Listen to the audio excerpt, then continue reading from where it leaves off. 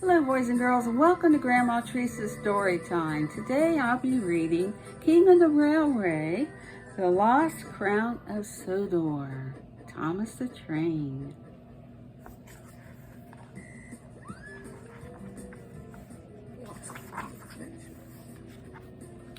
It was a busy day at Brendam Docks. Thomas and Percy were shunning trucks. One of the trucks bashed into Percy's buffer and tipped over. A crate fell out and split open.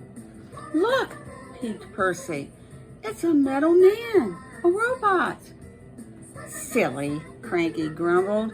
"It's a suit of armor like a knight used to wear."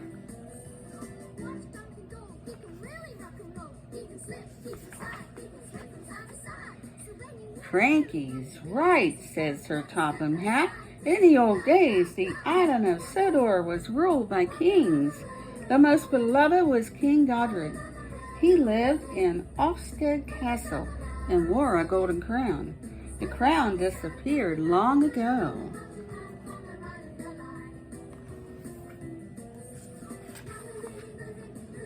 Sir Topham Hatt said that the ruins of Ofsted Castle could be seen on the Earl of Sodor's estate.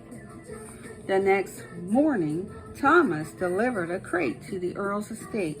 There he met Millie, the Earl's narrow-gauge engine.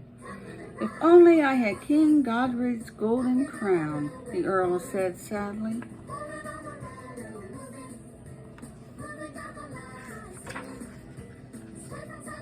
Over the next few days, Thomas, James, and Percy made many deliveries to the Earl's estate. Thomas saw his friend Jack the Digger there. "I'm helping the Earl restore Ofsted Castle," Jack puffed. "So that's his plan," whistled Thomas. When Thomas, Percy, and James were shunting containers, Thomas saw a flatbed holding a very large crate. The Earl said it was a special delivery for the steamworks. He climbed into Thomas's cab, and the three friends pulled the crate to the steamworks.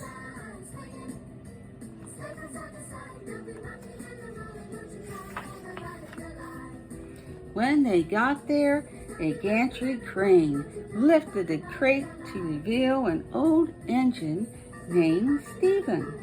His wood was worn, and he had rust holes in his boiler. He hadn't run in years. "Surprise!" the old engine peeped. Victor said he'd have Stephen fixed up in no time. The Earl told Thomas he had a special job for Stephen, but it's best not to say anything yet. "I won't say a word," said Thomas. "I promise."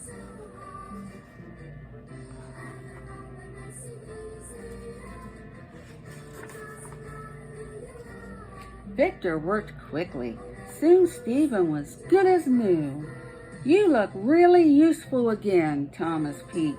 Stephen had told the engines about his early days. "I worked so fast they called me the Rocket," he said. But what job would he do now? As the others rolled away to work, Thomas saw that Stephen looked sad. So Thomas broke his promise and told Stephen that the Earl had a special job for him. Stephen was very excited. What do you think the special job will be?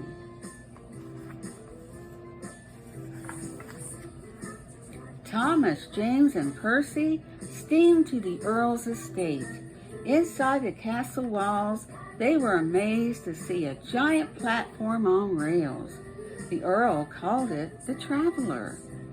"You three will move the Traveler into place for the men. You must be careful to keep the platform stable."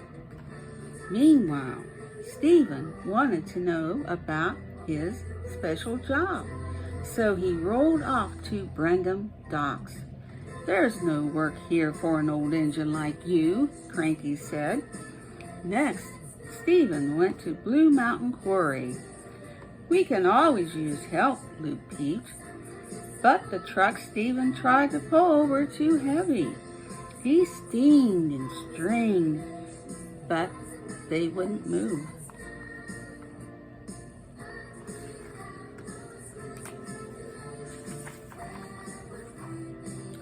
When I worked in a mine, the trucks weren't this heavy, said Stephen. Are there any mines around here? Scarlowy told him there was an old mine near the castle ruins. I don't think anyone works there now, he said. Stephen found the entrance to the abandoned mine. He sighed. There's no job on this island for me. Nearby, Thomas was working with the troublesome trucks. Suddenly, the trucks slipped loose and roared down the hill right towards Stephen.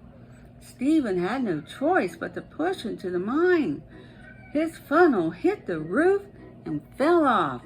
Rocks crashed down behind him, sealing up the entrance.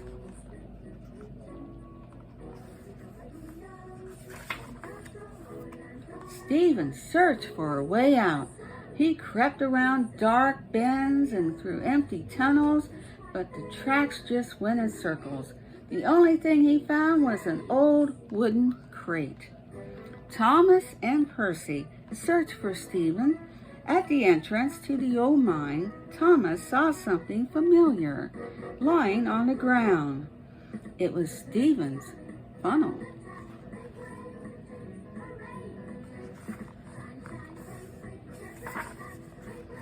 Thomas chucked away to get Jack the Digger.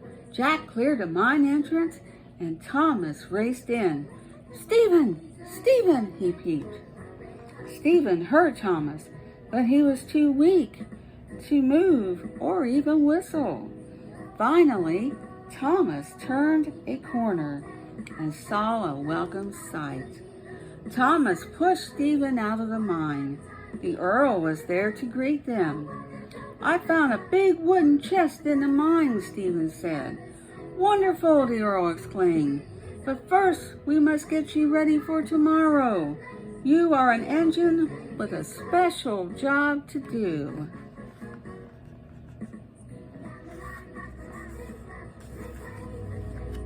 The next day, an excited crowd gathered around Ofsted Castle. "Welcome, ladies and gentlemen, engines and coaches," said the Earl. "Let me introduce my special team engine, Stephen. He and Millie will be happy to show you the grounds."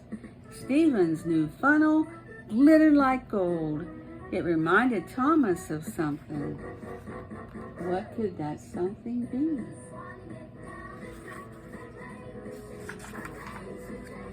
"Stephen found something I thought was lost forever," the Earl said. "King Godred's long-lost crown." Thomas realized what Stephen's funnel looked like, a crown. The engines cheered for Stephen. He wasn't the fastest or the strongest, but he was really useful, and today he was a king.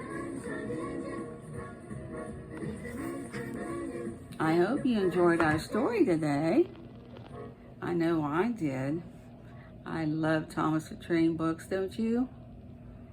Well, it seems to be that time again, but until then, always remember, the more we get together, the more we get together, the happier we'll be. For your friends are my friends, and my friends are your friends. The more we get together, the happier we'll be. And until next time, stay safe. Bye now.